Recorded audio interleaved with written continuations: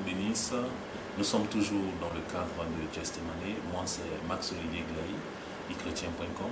Je voudrais bénir le Seigneur pour la vie de chacun et dire merci encore au Seigneur pour cette opportunité qu'il nous offre d'être aujourd'hui ici à Port-Bouët, à l'église La Vision du Seigneur, qui nous reçoit avec son leader, un homme que beaucoup connaissent certainement, mais qui a aussi un impact important dans la vie de l'église en Côte d'Ivoire. Et je voudrais parler du pasteur Jonathan Alao. C'est lui qui nous reçoit dans le cadre de Testimony. Testimony qui parle, qui traite des moments difficiles, des moments de douleur, des moments de solitude, des moments d'abandon, des moments de rejet que l'homme de Dieu a pu vivre. Vous allez nous suivre tout à l'heure et vous verrez combien de fois l'homme de Dieu peut se retrouver seul, abandonné de tous. Et souvent, c'est en ce moment-là que nous comprenons vraiment l'impact de cet appel que nous avons reçu. Que Dieu vous bénisse. Suivez-nous, que le Seigneur soit encore toujours glorifié dans chacune de nos rencontres. Je vous remercie. Bien, mes frères et sœurs, je vous salue dans le précieux nom de notre Seigneur et Sauveur Jésus-Christ. Je suis le pasteur Jonathan Alao. Je suis marié à Marie-Gisèle Ouito depuis le 29 décembre 2001. Nous avons à ce jour 5 enfants, 3 filles, 2 garçons. Et je suis le pasteur principal des églises évangéliques, la Vision du Seigneur de Côte d'Ivoire.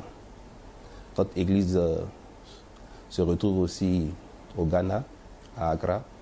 Nous avons une autre aussi au Bénin, à Cotonou. En Côte d'Ivoire, nous avons 2 structures, une ici à Port-Bouët et une autre pas loin, dans un quartier de Port-Bouët, précisément à Jean-Folie.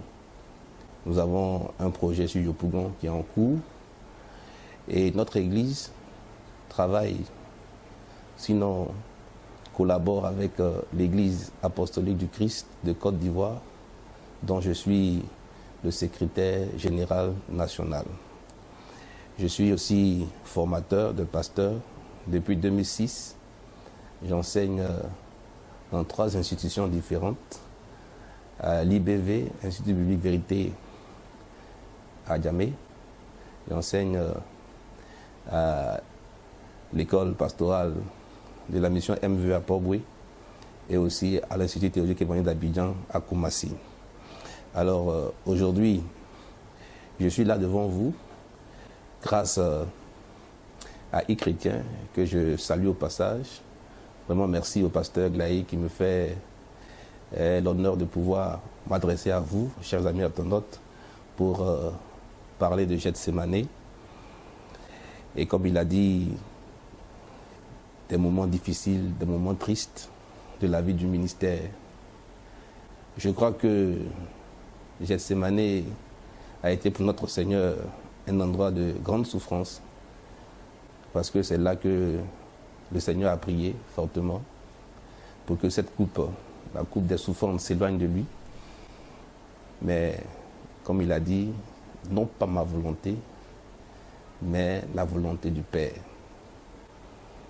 Et c'est là, à Gethsémané, que le Seigneur a été arrêté.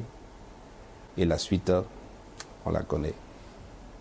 Effectivement, pour tout appelé de Dieu, pour tout ministre de Dieu, un jour ou l'autre, il passera par le jardin de Gethsémané.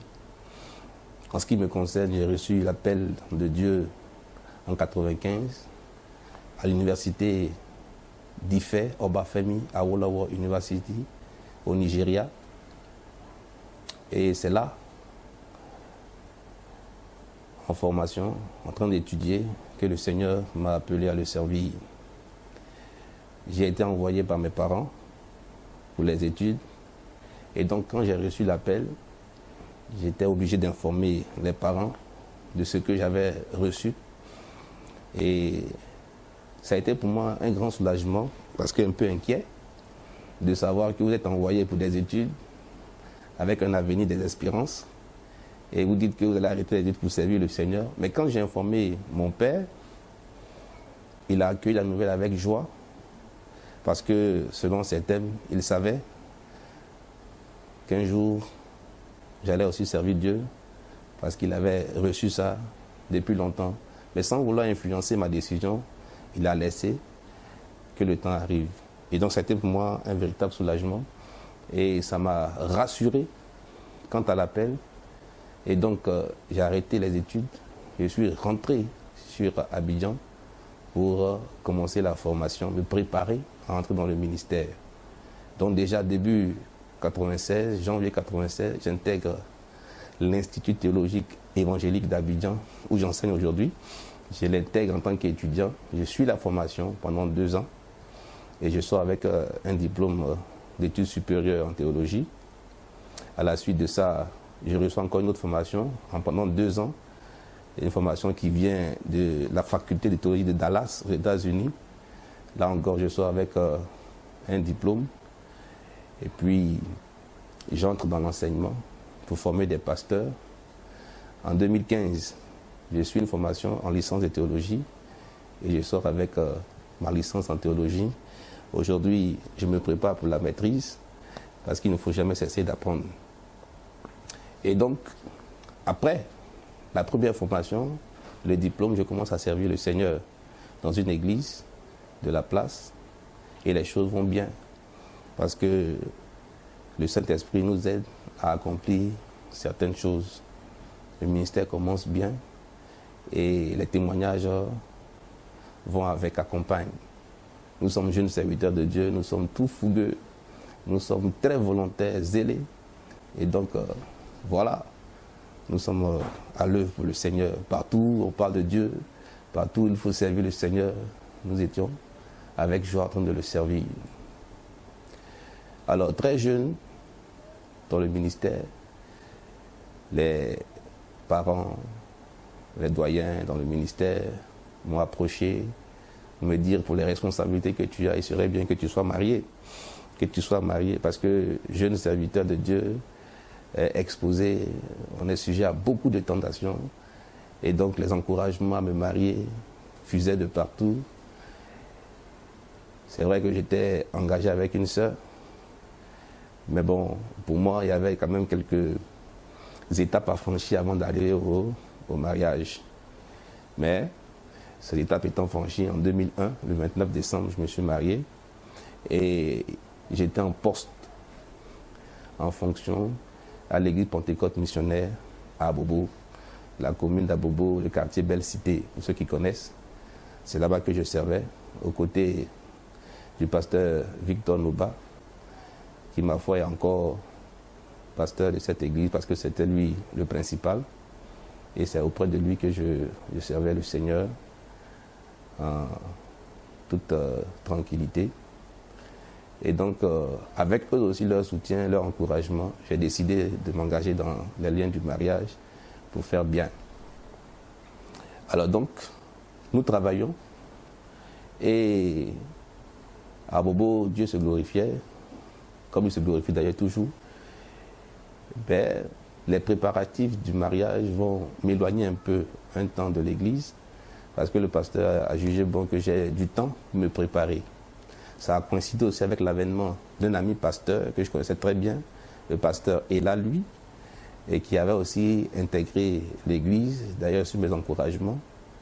Et il était tombé au bon moment parce qu'il allait me suppléer, et ce qui n'allait pas fait trop remarquer mon absence. Et donc on travaillait, comme je l'ai dit, jusqu'à là, tout allait bien. Avant ça, j'ai servi à Yopougon, à l'église évangélique luthérienne. J'ai servi avec le pasteur Milègue, Nathanaël, paix à son âme. Et donc, tout allait bien. J'ai même, par la grâce de Dieu, ouvert l'église de Koumassi, l'église apostolique de Koumassi à Sojefia. Donc, j'ai connu quand même pas mal de petits succès jusqu'à là. Et même à Bobo, les choses allaient bien. Quand je suis arrivé, Dieu s'est glorifié, l'évangélisation a donné, vraiment, tout allait pour le mieux. Mais vous le savez très bien, quand tout marche bien, il faut s'attendre à l'épreuve. Parce que Dieu voit la vie comme une épreuve. Il éprouve notre amour, notre fidélité, notre obéissance, notre foi. Et donc, avec tous les petits succès qu'on avait, on ne s'attendait pas vraiment à ça. Et je me suis marié le 29 décembre. Et juste 3 jours après mon mariage, que des problèmes vont survenir dans le ministère. En fait, de quoi s'agit-il? À Bobo, à l'église, l'arrivée du pasteur est là à favoriser la prière intense, mais cette prière était précédée d'un entretien préalable avec le pasteur. Et donc les gens le rencontraient, un entretien, les gens se confessaient, et après la prière pouvait suivre. Et il se faisait beaucoup de signes, de miracles à l'église, jusqu'à ce que l'entretien, les confessions, deviennent une institution pour l'église. Bon, étant un peu en dehors de l'église à cause des préparatifs du mariage, alors je n'étais pas trop au fait de la nouvelle méthodologie au niveau de notre église, qui fonctionnait bien jusque-là.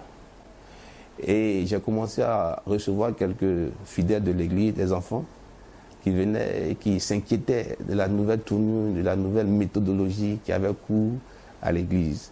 Certains m'interrogeaient sur les fondements bibliques de cette pratique. Alors j'ai sondé les Écritures en tant qu'étudiant, en tant qu'enseignant, pour voir si la méthodologie était vraiment biblique. Alors j'ai été à l'église, j'ai vu ce qui se faisait, et il faut dire que je me suis opposé, parce que je ne trouvais dans la Bible aucun fondement. C'est suite à ce petit blocage, cette petite opposition, parce que je revendiquais, n'est-ce pas, que la méthode soit biblique, mais il y avait quand même une petite exagération qui allait jeter le discrédit sur notre manière de faire, et donc je me suis opposé. Mais en sourdine, parce que je n'étais pas allé rencontrer directement le principal de l'église pour le lui dire. Mais ceux qui me voyaient, je leur disais comme ça que vraiment, la méthodologie n'était pas trop ça. La confession publique répond, n'est-ce pas, à des exigences dans la Bible. Mais telle qu'elle se faisait, ce n'était pas du tout ça. Alors, je crois que le pasteur principal a eu vent de ça et il a qualifié ça comme une défiance à l'autorité. Et 3 jours après que le mariage ait lieu, j'ai été convoqué par le pasteur pour être entendu. Il faut dire que l'entretien avec le pasteur n'a pas accouché d'une entente cordiale, parce que le pasteur, en son temps, me reprochait de cacher certaines choses, et raison pour laquelle je m'opposais à la confession publique. Je lui ai dit que qu'à cela le tienne, nul n'est saint, mais il faudrait que les choses se fassent quand même dans la bienséance et selon la parole de Dieu. Donc je suis resté ferme sur ma décision et le pasteur principal a vraiment pris ça en mal. Pour moi, c'était une affaire qui allait se régler en ouvrant la parole de Dieu. Mais c'est bien plus tard que j'ai compris que Dieu était en train de me faire passer par quelque chose qui allait me coûter des plumes. Tout était rose jusqu'à là, jusqu'à ce que l'adversité vraiment se manifeste. En fait, c'est quelque chose à quoi je n'étais pas vraiment préparé, parce que pour moi, l'appel rime avec succès, avec réussite. Et vous avez Dieu, vous ferez des exploits, vous avez le Seigneur, et bien tout marche et tout ça. Voilà. Donc, franchement dit, à mon niveau, je ne voyais pas les choses venir de la sorte. Le bruit a couru dans l'église que, il paraît que le pasteur s'oppose, pasteur Jonathan s'oppose à ce qui se fait. Il dit que ce n'est pas biblique. C'est que nous aussi, on n'est plus obligés de le faire tel que ça se présente. En fait, rencontrer un pasteur, se confesser à lui, et puis le dimanche, devant toute la communauté, venir répéter encore ses erreurs, devant toute l'assemblée, vraiment. Et de façon systématique, c'est devenu une ordonnance que tous les chrétiens devaient passer au fur et à mesure. Bon, ce n'était pas vraiment bienséant pour la vie d'une communauté. Alors quand j'ai été interpellé par le pasteur, je lui ai fait comprendre ma position avec la parole de Dieu. Et il a trouvé ça comme une défiance à l'autorité. Le pasteur s'est vraiment opposé. Et le dimanche qui a suivi, avec grande surprise, le pasteur principal m'a mis sous discipline devant toute l'assemblée pour ces raisons. J'étais un peu étonné, mais je me dis, mes convictions sont mes convictions, et pour rien au monde, je ne saurais les biaiser pour quelques intérêts humains. Donc j'ai accepté la discipline qui était de 3 mois. J'ai quitté mon siège de pasteur devant l'assemblée pour me retrouver derrière, et j'ai purgé ma peine dans l'humilité. Et les temps passaient, les 3 mois sont arrivés, je n'ai pas été réintégré. Alors les fidèles m'interpellaient, mais pasteur, ça fait 3 mois. J'ai dit, mais je n'ai pas été celui qui m'a mis sous discipline. On attend que l'autorité lève la sous-discipline. J'ai été vraiment offusqué par cette décision. J'avais pensé même à quitter l'église, mais je ne voulais pas quitter dans la discipline. Je voudrais vraiment que ce soit levé et que si éventuellement il devait avoir des pas, ça se fasse vraiment sans qu'il n'y ait d'heurts ni de conflit. Mais la discipline a continué jusqu'à 5 mois. C'est après 5 mois que les responsables de l'église se sont encore à nouveau penchés sur ma situation. Et 6 mois après, j'ai été rétabli devant toute l'assemblée. Ils ont prié pour moi, ils m'ont remis à ma place devant toute l'assemblée. Et je me suis dit que bon, le calvaire était terminé. Or, c'est maintenant que je venais d'entrer dans mon jardin de Gethsémani. Comme je l'ai dit, c'était juste 3 jours après le mariage. Donc, la sous-discipline étant prononcée, il y avait des mesures d'accompagnement. C'est-à-dire, quand on avait une promotion, il y a des mesures d'accompagnement. Mais quand il y a sous-discipline aussi, il y a des mesures, je vais dire, d'accompagnement, maintenant de restrictions. Donc, financièrement, c'était devenu difficile. Je ne prêchais plus, je n'avais plus droit à rien. Et c'était devenu difficile juste 3 jours après mon mariage. À la maison, c'était difficile. J'habitais à Bobo, ma femme partait à l'école à Trècheville, à l'école BLM Isacom, pour ceux qui connaissent à Trècheville, vers le marché. Et ça me coûtait environ 1300 francs chaque jour. Et quelqu'un qui est en très restriction, qui a à peine ce qu'il faut pour le mois, il fallait trouver encore de l'argent ici et là. Mais je me disais qu'il fallait supporter le temps que je sois rétabli pour que les choses aillent de bon train. Alors après avoir été rétabli, tout le monde attendait qu'on me reprogramme pour que je recommence à prêcher. Parce que moi, dans l'église, j'avais quand même des enfants spirituels qui attendaient que je prêche, qui tout le temps me le demandaient. Mais là, il fallait que je respecte l'autorité. Mais la programmation n'est jamais venue. Et je suis resté là dans l'église. Et le conseil encore s'est réuni pour dire que suite aux événements qui se sont passés, c'est vrai que la sous-discipline a été levée, mais l'église ne voulait plus de mes services. Et donc l'église me remettait en liberté. J'ai été remercié par l'église. J'ai reçu ma lettre qui le signifiait. Et j'ai quitté l'église. Mais vraiment, je n'étais pas préparé à ça parce que je ne savais pas où aller. Je ne savais vraiment pas où aller. Entre-temps, ma femme était enceinte. Elle devait accoucher. Plus d'église, plus rien. Rien de rien. Déjà dans la discipline, j'étais au restreint. Mais maintenant, sans être préparé, je n'avais plus rien. Comment faire? Bon, avec les petites économies, on a tenu les 3 premières semaines. Mais vous savez, un pasteur qui d'habitude avait 30 000 francs par mois, ce n'est pas chose aisée. Alors j'ai commencé à réfléchir. Comme nous travaillions dans cette église sous la couverture d'un mentor, alors je suis allé le voir pour lui expliquer la situation. Il a jugé pas catholique la décision prise par le conseil, mais comme le principal de l'église était aussi sous sa tutelle, il attendait que ce dernier vienne le voir pour lui exposer la situation, pour enfin intervenir, chose qui n'a jamais eu lieu jusqu'à ce jour. Pourtant, c'était lui notre mentor. à nous tous dans cette église. C'est à lui que la dîme des dîmes était reversée. C'est à lui que les programmes étaient présentés. C'est lui qui nous donnait la conduite à tenir. C'est lui qui nous pouvait sur le plan spirituel et même sur le plan administratif ici en Côte d'Ivoire.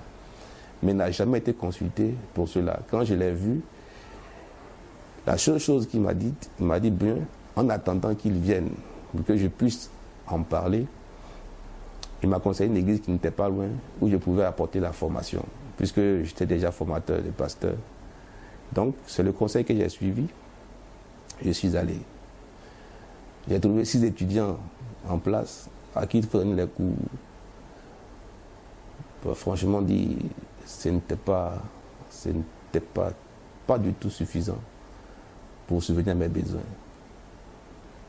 Déjà, même la scolarité était difficile à payer.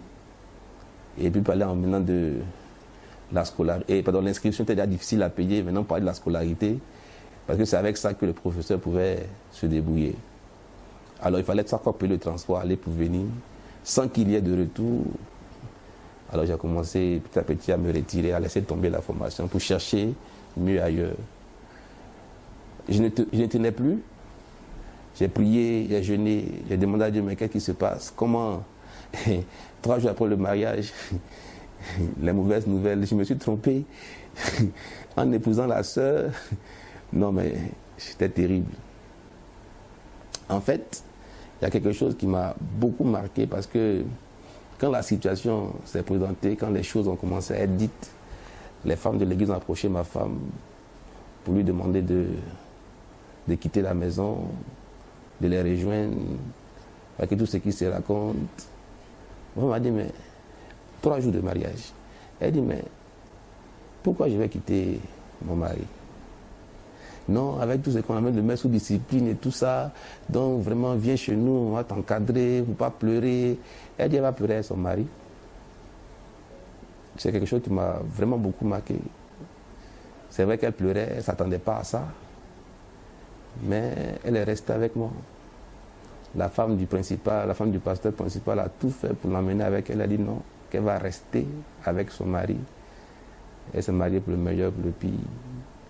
Elle m'a soutenu, elle a pris mon parti. C'est quelque chose qui m'a beaucoup marqué. Et elle est avec moi.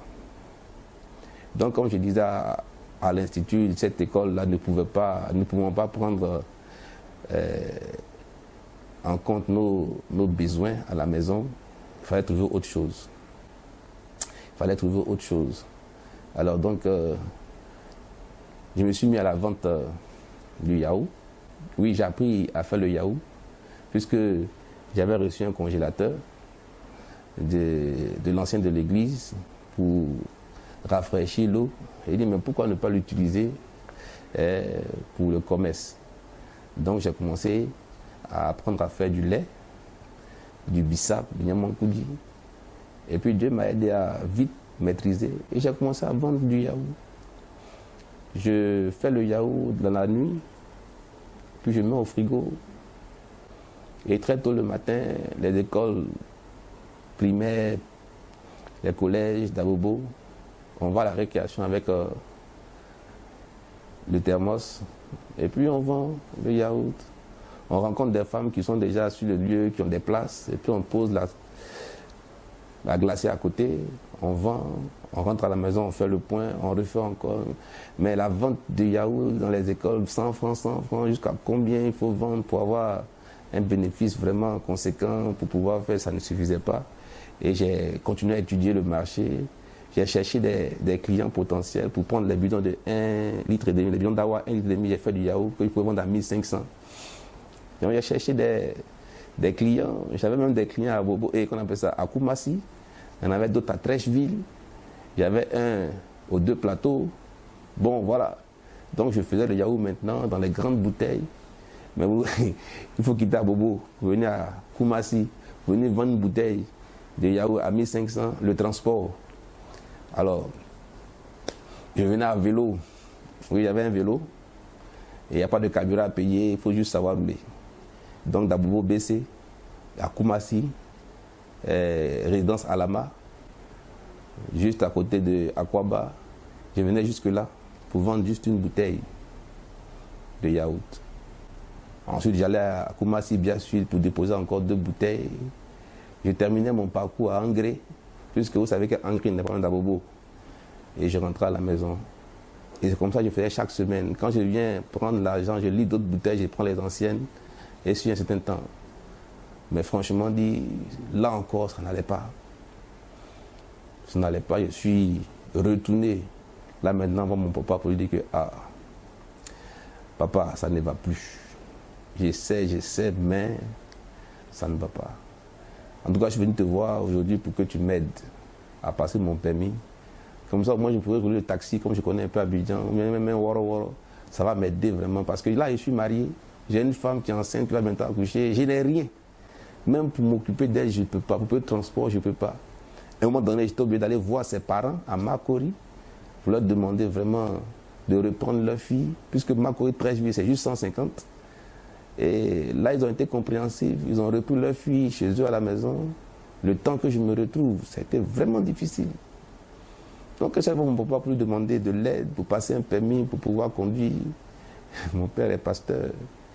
Il m'a dit, mon fils, la vie est dure.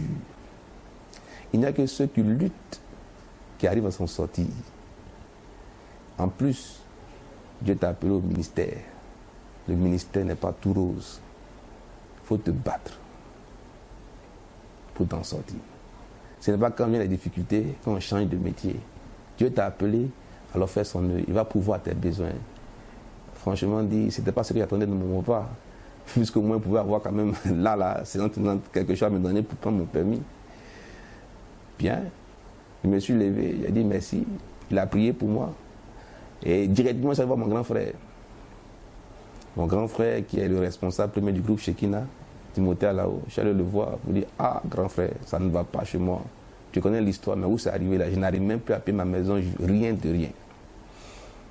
Bon, en ce moment, vraiment ça marchait bien pour eux, le groupe Shekina. Il m'a fait la promesse de m'aider à payer ma maison chaque fin du mois. Et c'est ce qui a été fait sur une bonne période de temps. Il est resté fidèle, il paye ma maison.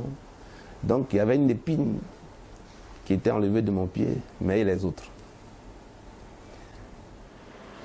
Voilà, nous voulons intervenir un peu. Nous avons écouté attentivement le pasteur Jonathan Alao quant à ces moments difficiles qu'il a pu traverser. Mais une chose nous interpelle quand même et nous voudrions avoir des éclaircissements à ce niveau. La rencontre avec ses deux parents, comment est-ce que cette rencontre s'est déroulée et quelle a été leur réaction face au fait que le gendre revienne avec leur fille à la maison. Voilà un peu un point sur lequel nous allons demander à l'homme de Dieu de nous éclaircir. Bien, merci pasteur. Effectivement, quand je suis allé rencontrer mes beaux-parents, en fait c'était avec beaucoup d'inquiétude, de préoccupations, mais quand je suis allé les voir, je suis arrivé, j'ai expliqué ma situation sans rien cacher. Et quand je leur ai exposé la situation, bon, ce serait peut-être long de revenir, mais en fait, pour le mariage avec leur fille, il y avait des petits pépins. Et le fait que la fille revienne, ça a été un peu comme un soulagement pour eux. Oui, elle peut venir, pas de problème. Il y avait une petite joie de retrouver leur fille, peut-être quelques 6-7 mois après le mariage, la fille revient à la maison parce que c'est pas facile de laisser son enfant partir comme ça. Oui, c'est vrai, j'avais des problèmes, des difficultés, ils ne s'en réjouissaient pas, mais ils ont bien accueilli. En fait, pour eux, c'était avec joie qu'ils reprenaient leur fille pour m'apporter le soutien. Ils m'ont encouragé, ils m'ont dit que c'est la vie, ce sont des hommes de foi, ils croient. Alors, donc, ils ont compris. Ça n'a pas été du tout difficile, mais je me débrouillais moi pour envoyer au moins un sac de riz quand je pouvais, etc. Voilà. Donc, pour revenir à ce que je disais, quand je suis allé voir mon grand frère et qu'il a pris l'engagement de payer ma maison, c'était une épine qui m'était enlevée du pied, mais il y avait les autres charges qui étaient là. Et qu'est-ce qu'il fallait faire? Alors donc, j'ai commencé encore à improviser dans la vente de torfis, parce que ce que je n'ai pas dit, c'est lorsque j'ai été remercié, le pasteur a fait pression sur l'ancien de l'église qui m'avait donné le congélateur pour qu'il vienne reprendre le congélateur. Ce jour-là, j'étais vraiment profondément abattu, attristé. J'ai dit, mais non, quand même on a marché ensemble pendant des années, j'ai servi Dieu à ses côtés.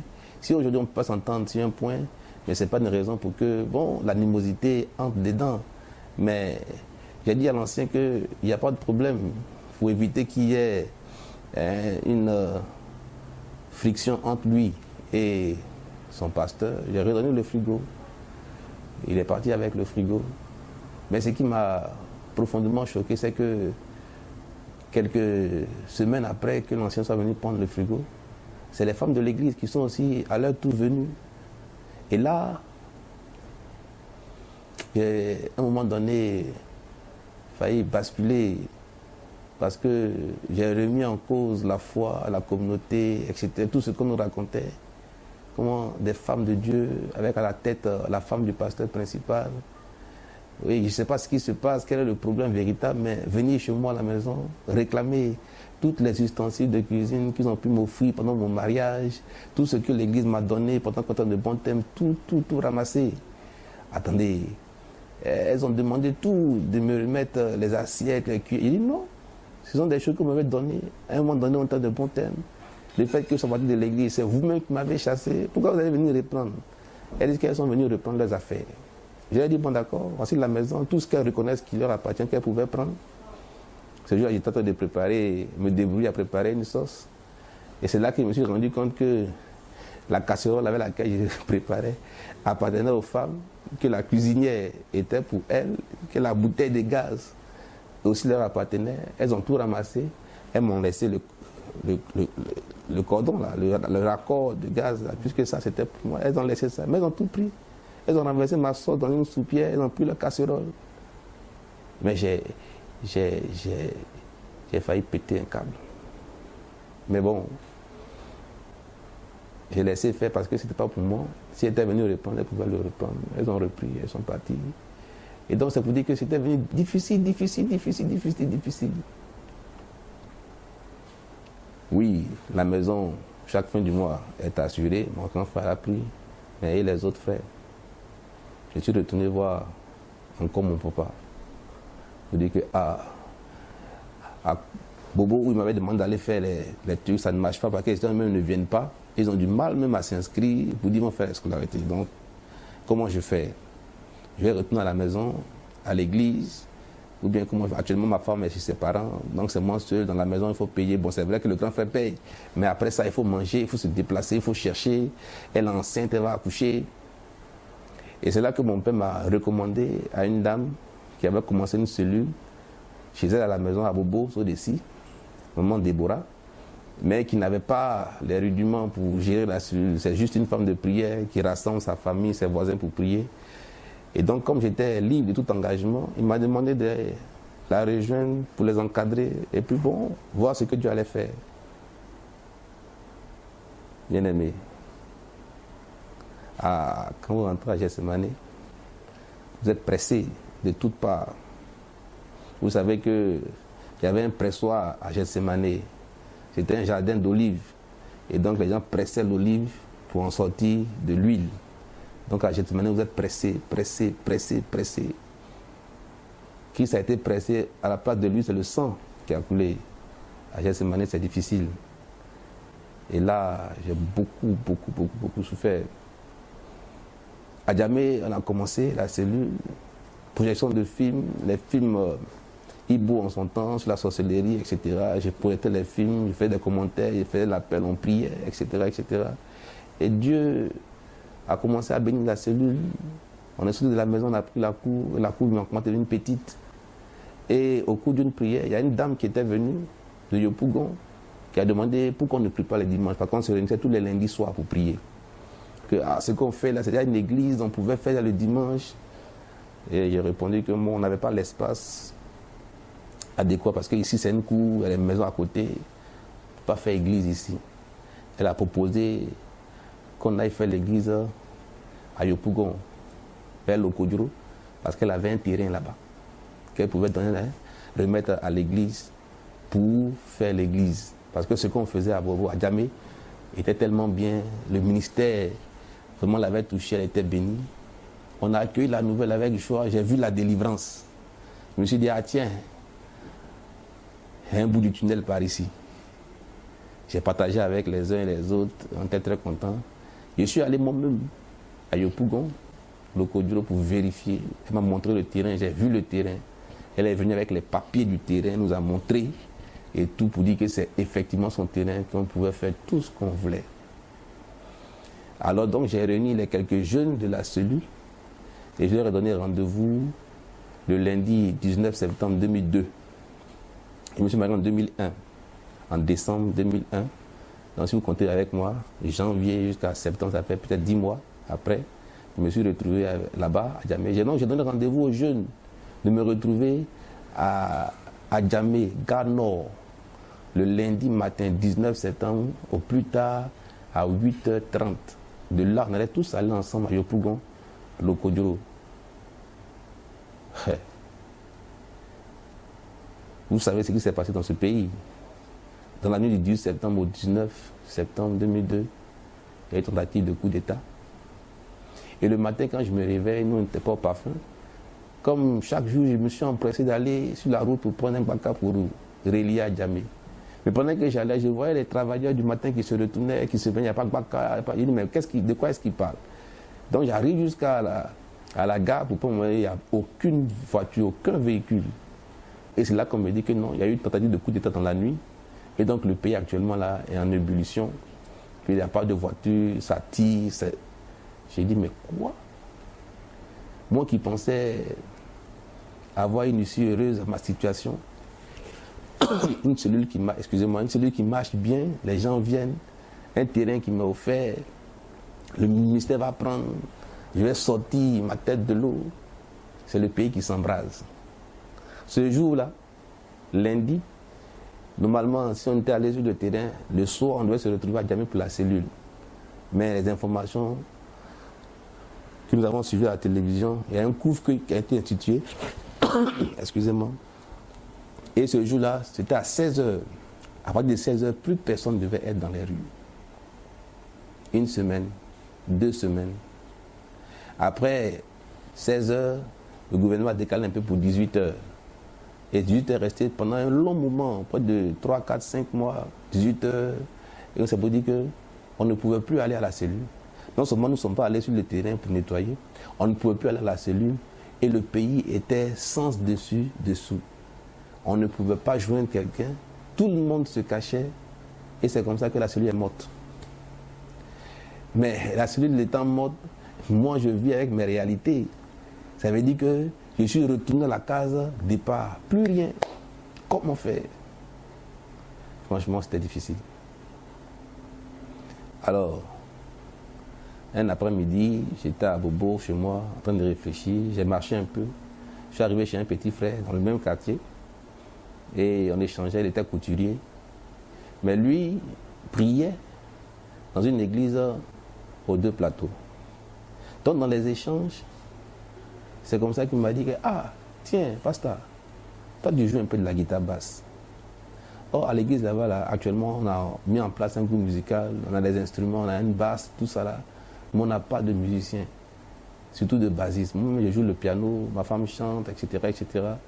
Mais il n'y a pas de batteur, il n'y a pas de bassiste. J'ai vu Jonas, bon, c'est un petit qu'on connaissait, qui va jouer là-bas chaque dimanche. Donc, peut-être la situation que tu vis, que tu traverses, si tu viens jouer au moins les dimanches, tu peux repartir avec quelque chose chaque dimanche parce que vraiment, il voyait ma situation, il compatissait, il voulait m'aider, mais il n'avait pas les moyens. Donc, pour lui, c'était une manière de m'aider.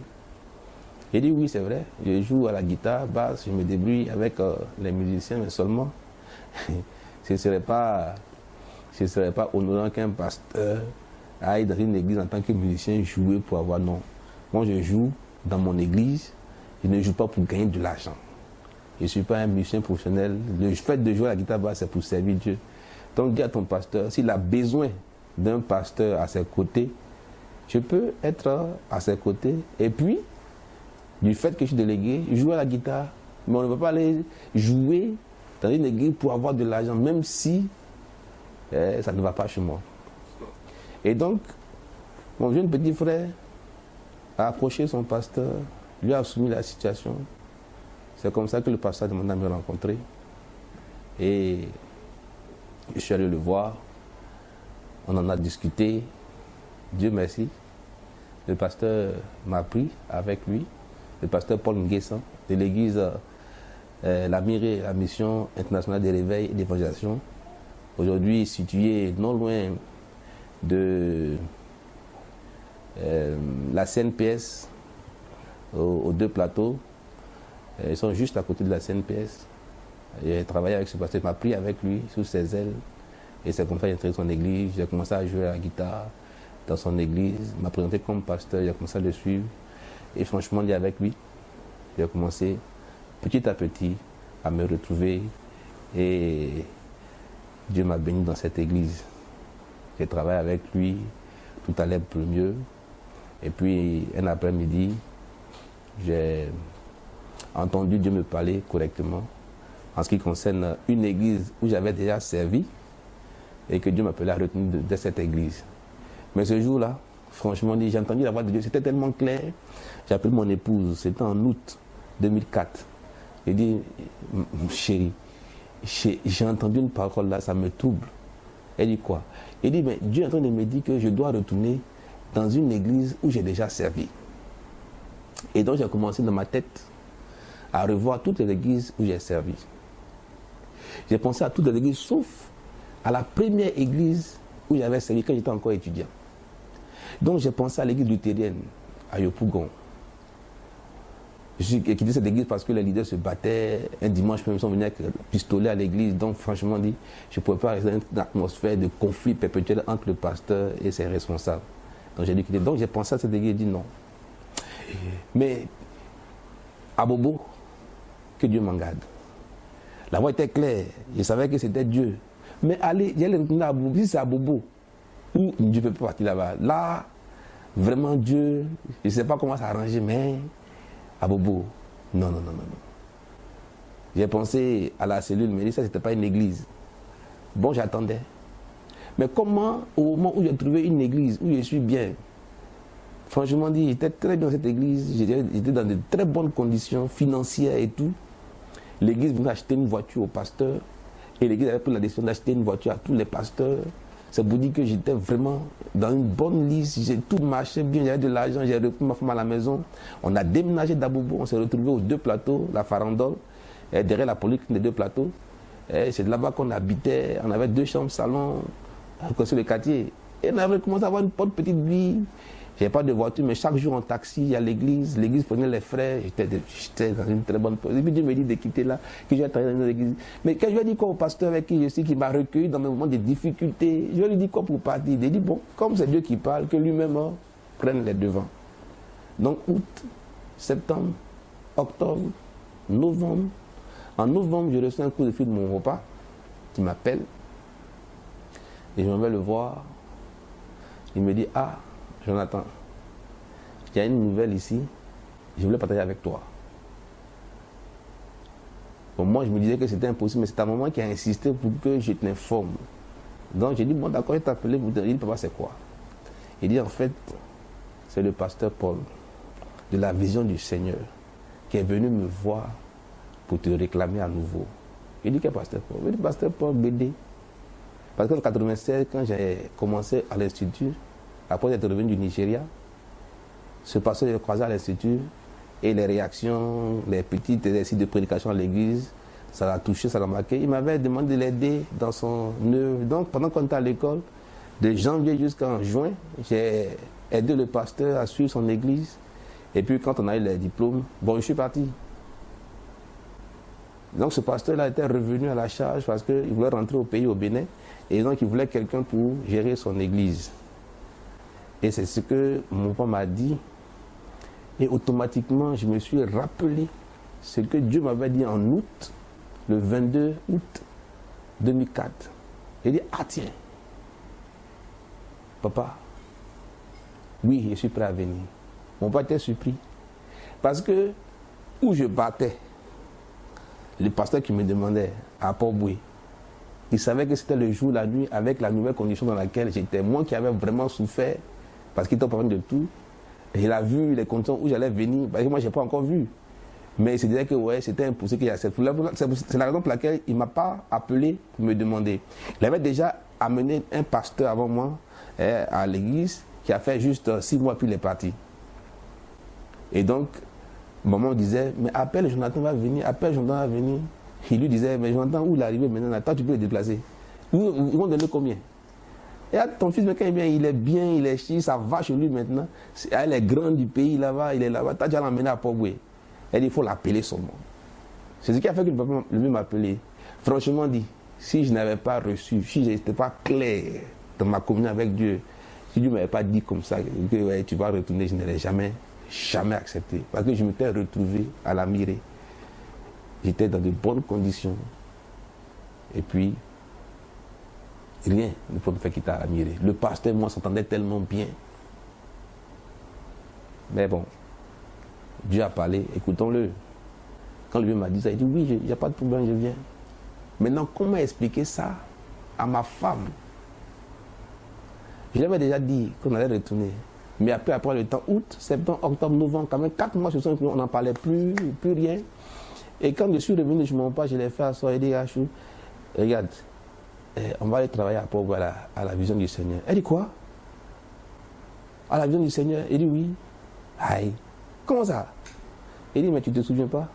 Je t'avais dit que Dieu m'avait dit qu'on allait retourner dans une église où j'ai travaillé avant. Le moment est arrivé. Elle dit, non, il faut arrêter ça. Ah, elle dit, mais tu avais dit que tout sauf à Bobo, non? EPF, non? Elle dit, oui, non, c'est pas EPF. Donc, allons-y. Elle dit, ah non, mais ça là, ici là tu es bien, voilà. Elle dit, oui, allons-y. Pour la petite histoire, quand j'ai commencé dans cette église en 96, une dame de l'église m'avait offert un vélo pour me déplacer. Donc, quand j'ai retourné dans ma famille, j'ai dit, retourne-moi. C'est là-bas la première fois une dame m'a offert un vélo. Parce qu'il faisait le ministère. Si on se retourne là, c'est une voiture maintenant qu'ils vont nous offrir. Allons-y, on va se battre.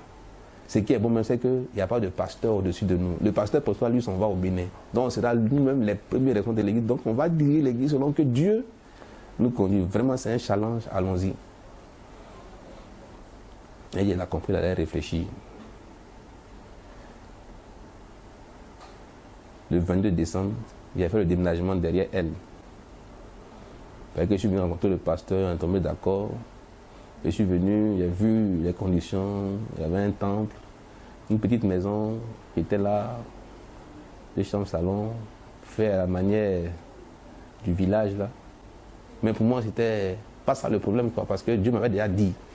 Donc je savais qu'il me conduisait et Dieu peut me conduire quelque part vraiment qui n'allait pas m'arranger. J'avais cette foi, cette conviction. Donc je suis venu sans regarder aux conditions qui m'attendaient ici à Port-Boué. Parce que je savais que quand Dieu dirige quelqu'un, c'est le vert de vert pâturage. Même si ce que vous voyez là, ce n'est pas vert, Dieu voit ça vert. Ah, je ne me suis pas trompé. Parce que quand je suis arrivé ici à Port-Boué, on a commencé à travailler. Les résultats sont là aujourd'hui. Pour tous ceux qui avaient connu cette église avant 2005 et qui la voient aujourd'hui, ils savent que c'est Dieu qui nous a conduits ici. Aujourd'hui, je sers Dieu. Les épreuves, ce n'est pas fini. Chaque fois que vous avancez en maturité spirituelle, à d'autres épreuves. Peut-être qu'une autre fois, si un chrétien revient, on parlera d'un autre Gethsémané, parce qu'il y en a encore. Mais ce que je voudrais dire ici à ceux qui me suivent bien, chrétiens, surtout serviteurs de Dieu, jeunes serviteurs de Dieu, parce que mine de rien, ça fait plus de 20 ans que je sers Dieu à plein temps. Je vais paraître jeune, mais j'ai aujourd'hui 23 ans de ministère à plein temps. En 2015, j'ai fêté mes 20 ans de ministère, de sacerdoce. Aujourd'hui, en 2018, ça fait 23 ans que je sers Dieu à plein temps. Donc je voudrais vous dire que quand vous voyez des dévanciers, peut-être qui sont bien installés, qui socialement paraissent vraiment dans de bonnes conditions, il ne faut pas envier leur position, leur statut actuel. C'est le parcours de l'homme de Dieu, c'est sa foi, c'est son expérience. C'est ça qu'il faut rechercher. Parce que ce ne sont pas des gens qui sont arrivés là sans avoir une histoire. Voilà, Dieu nous éprouve dans le ministère. Mais quand viennent les moments difficiles, il faut s'attacher au Seigneur. Il faut continuer à compter sur Dieu. Il ne faut pas lâcher la main. En tout cas, la présence de bons conseillers aussi est une très bonne chose pour permettre de garder le cap. Parce que franchement, si mon père n'était pas à côté de moi, en tant que pasteur, pour me permettre de rester dans la voie, de supporter l'épreuve, peut-être que je serais devenu un grand chauffeur de Wara de taxi à Abidjan. Mais j'ai eu de bons conseillers autour de moi pour m'aider à tenir le coup. J'ai eu des parents autour de moi pour m'aider à supporter les charges. Et je remercie fortement et grandement mon grand frère Timothée. Je ne vais jamais oublier ce qu'il a fait pour moi. Ma grande sœur aussi m'a aidé. Mais la palme revient à ma femme, à mon épouse, qui est toujours restée auprès de moi, qui a cru en moi, qui m'a soutenu. Et Dieu merci, nous en sommes là aujourd'hui. Nous bénissons le Seigneur. Je remercie vraiment e-chrétien. Et je voudrais que ce témoignage puisse véritablement aider quelqu'un qui m'écoute ce matin, puisse t'aider toi à continuer à persévérer, à ne pas voir les difficultés comme une malédiction, mais à les supporter patiemment afin qu'elles produisent ce flux de justice là, qui va nous conduire à la gloire. Que Dieu vous bénisse. Merci à e-chrétien. Que Dieu fasse prospérer ce média et que l'objectif soit atteint, des âmes sauvées. Que Dieu vous bénisse.